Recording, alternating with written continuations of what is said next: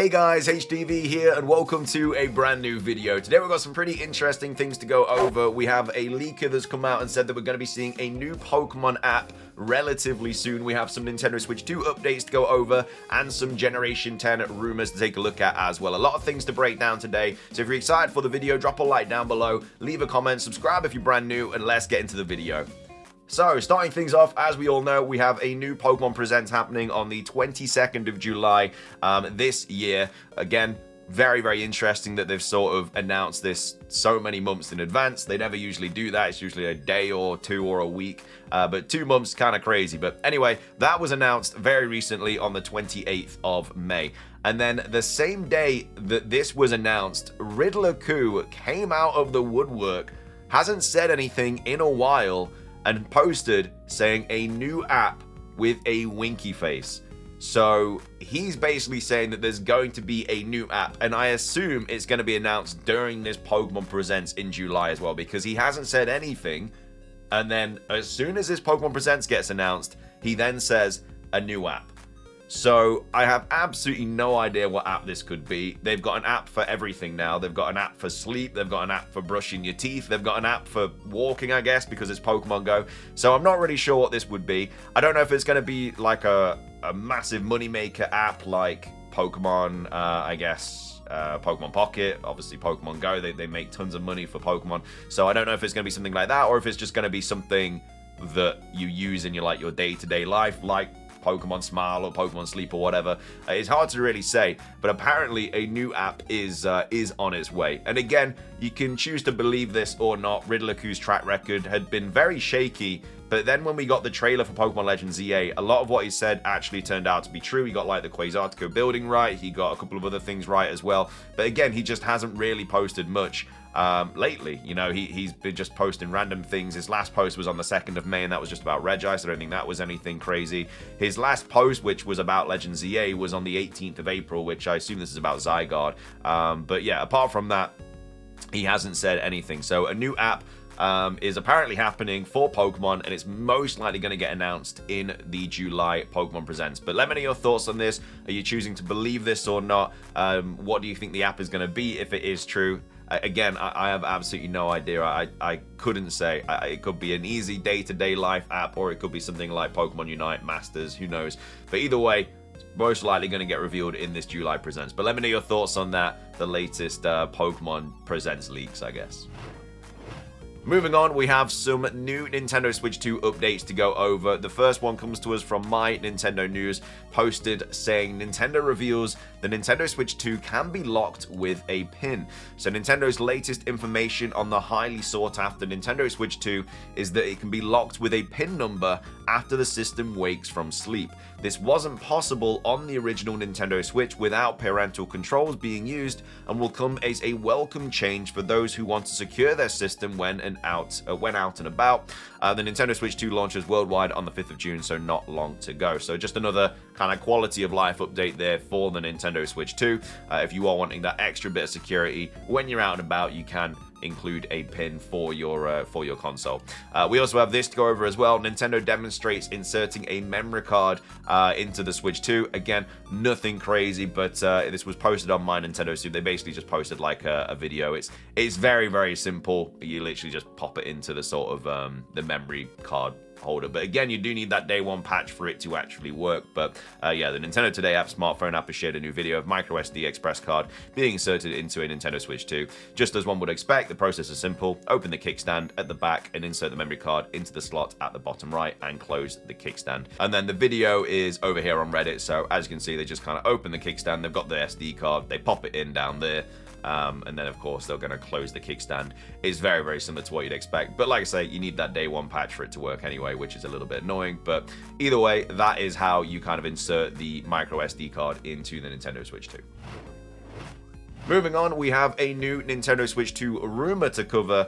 This one talks about how much it actually costs to make the Nintendo Switch 2 console. So this is a rumor at the end of the day, but it says the Switch 2 costs $338 to manufacture. So this was posted on Go Nintendo saying the price of business. So if you're going to pick up the Nintendo Switch 2 by itself, you're going to have to cough up $450 prior to the pricing being revealed. Most analysts were saying the Nintendo Switch 2 would cost somewhere between $400 and $500. So they were definitely in the ballpark. Now, how much does it actually cost Nintendo to make a Switch 2? We might have some insight on that. So a Financial Times article from a few weeks back had an interesting tidbit tucked all the way at the bottom, and it pertains to the cost Nintendo takes on in manufacturing the Nintendo Switch 2.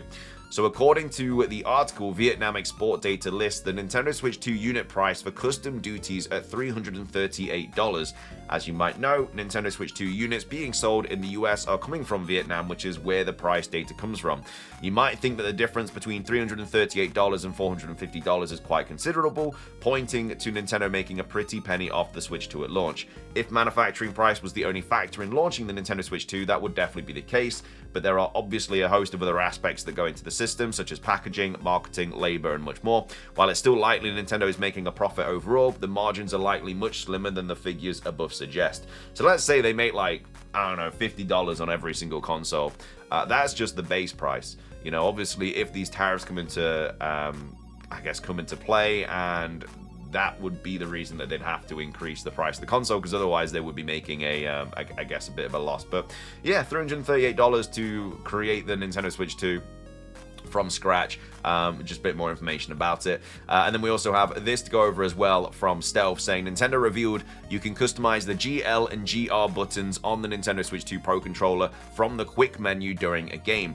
The system will also remember each user's button assignments for each game that they play. So obviously very, very useful. This is the video from Mario Kart World. So they go down to the sort of controller, and then they swap the GL, the GR buttons to whatever they kind of want to do. And then it will remember this every time you load up this game or a different game as well. So obviously it's quite useful because you don't have to do it every single time.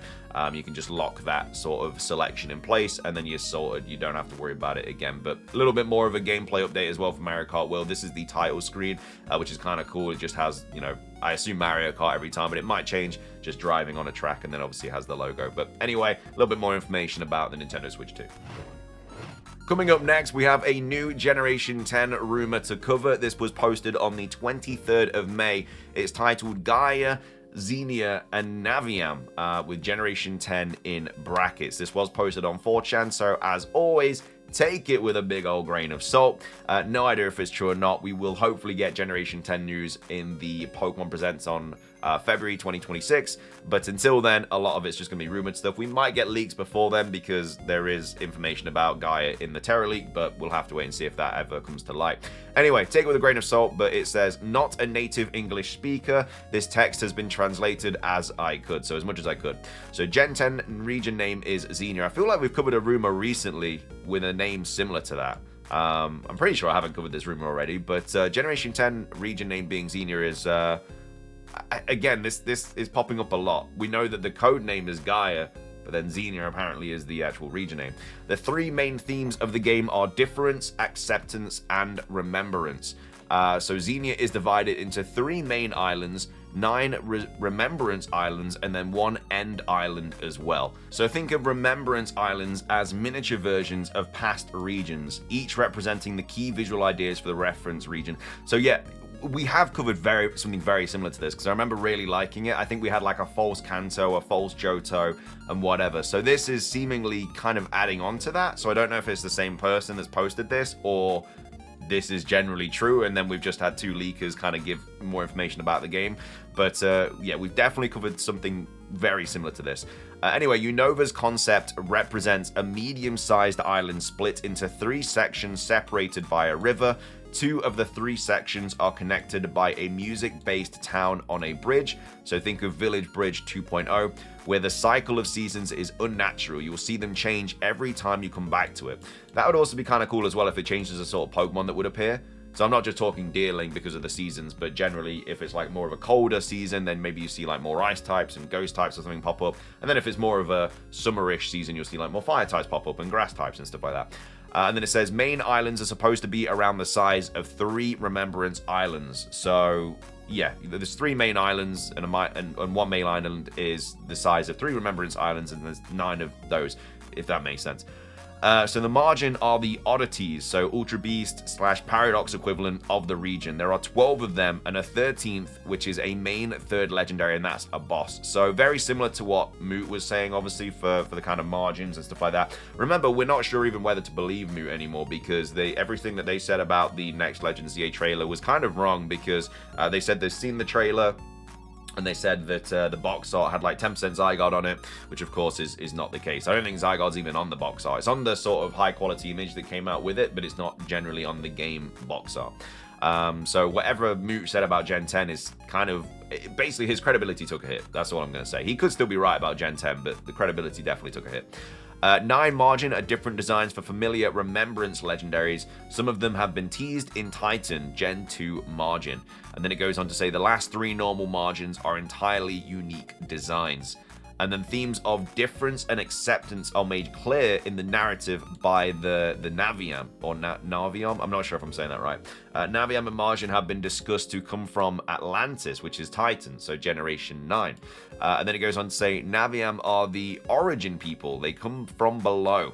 Naviam brought advanced civilization to Xenia, later waged war among themselves and shattered literally through the power of the Margin, the region, and their own culture because of a struggle of power. So, am I right in saying that all of these islands used to be one big island, and then this sort of thing happened, and then it shattered this island into loads of different islands? Naviam had influenced the cultures of all the past regions. Think of the Abyssal Ruins / Greek-inspired Sinjo Ruins, or the Pony Island ruins in Alola.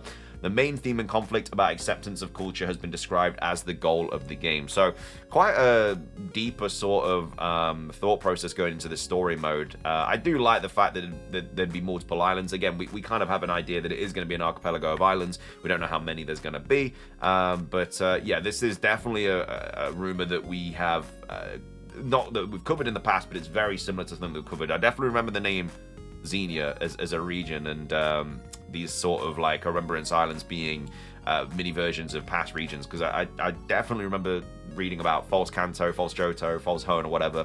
So yeah, that just might be a continuation of that, or it might just be all true, and you know, it's this league are giving us loads of information. But anyway, that's the latest Generation 10 rumor. Let me know your thoughts on it. Do you think it is true or not? I'm just gonna say no. I would like the idea for loads of mini islands to be based on past regions, and then when you go to that region, it's inspired by that. When you go to that island, it's inspired by that region. So you go to a Kanto island, go to a Johto island, and then it's like you're in Johto or Kanto. I just don't think it's going to be the case, even though that'd be really cool, especially for Generation 10 30th anniversary. You'd have elements of every region in one game, and that's what people want. They want to go back to every single region. So maybe this would be the best way to do it, giving everybody every region, but not in a full like every single game is in one game. I don't know. I really like the idea. We'll have to see if it happens, but let me know your thoughts on the latest Gen 10 rumor. Finishing things off for today's video, we have some more updates regarding stock for the Nintendo Switch 2. This is good news if you are in America and struggling to get the Nintendo Switch 2, because GameStop is going to offer additional Nintendo Switch 2 units in store and online at launch. So not for pre-order, but when this drops on the 5th of June, there's going to be more units in store and online at GameStop on the launch day. So if you haven't pre-ordered a Switch 2 yet and feel like you've missed out, the US video game retailer GameStop has announced it will be offering additional units both in-store and online at launch. So when the launch event begins in GameStop stores, you'll still be able to potentially acquire a system around this time. This again includes the in-store option, or you could try securing one online. So didn't pre-order Switch 2, additional Switch 2 units will be available in-store at launch while supplies last. Launch event begins in store at 3 p.m. local time on the 4th of June. Switch 2 pickups start at 12 a.m. EST, 9 p.m. PST. And then GameStop has also issued a reminder about how customers can get 40% extra trade credit on any video games traded towards the Switch 2 games or accessories until the end of June.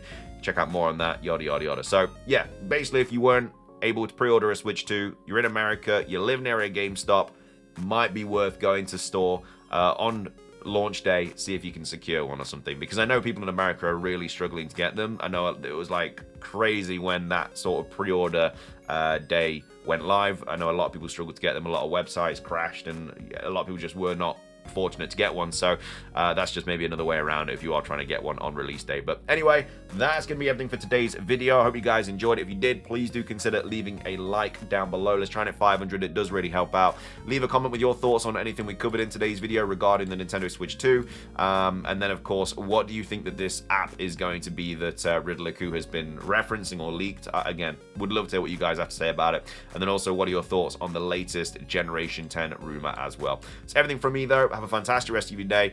Subscribe if you're brand new. Ring the notification bell for daily Pokemon content. And until next time, peace.